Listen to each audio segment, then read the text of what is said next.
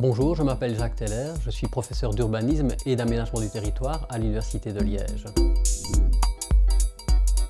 On constate en effet que les délais de déplacement sont de plus en plus importants et les embouteillages de plus en plus fréquents, en particulier autour de Bruxelles, mais c'est également le cas de villes comme Liège ou à fortiori d'une ville comme Anvers. Et cette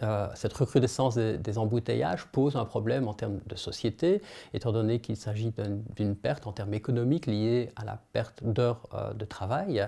Mais c'est également une perte plus spécifique, un problème plus spécifique pour la région wallonne, étant donné que la région a axé une partie de son redéploiement autour de la logistique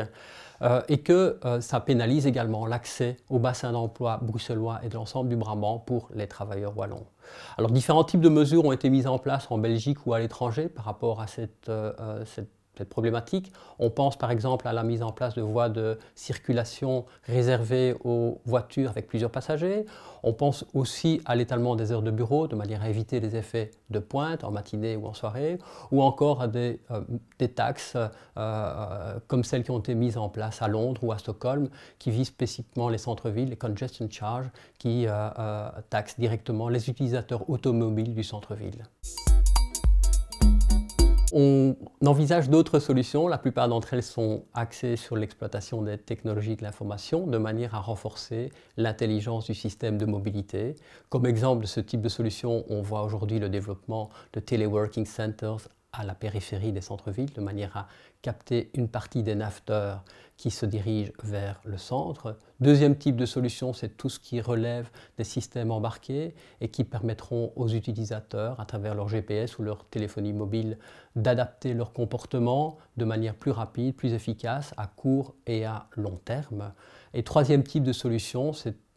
des solutions qui valorisent le temps de déplacement comme du temps de travail à part entière à travers par exemple l'exploitation du réseau Wi-Fi à l'intérieur des trains, ce qui change un peu le statut du déplacement en tant que tel et du délai de déplacement.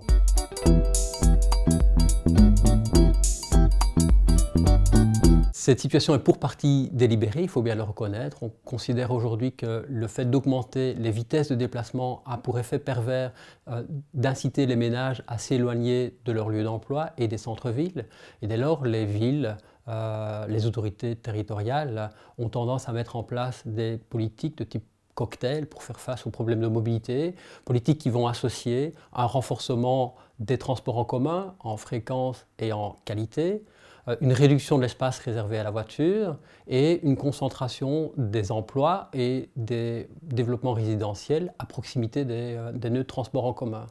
On considère que la mise en place d'une seule de ces politiques individuellement ne suffit pas à transformer efficacement le système de mobilité. Par exemple, un renforcement des transports en commun sans une réduction concomitante de l'espace réservé à la voiture risque de créer un effet d'appel pour une série de ménages qui, voyant l'espace et les vitesses se dégager sur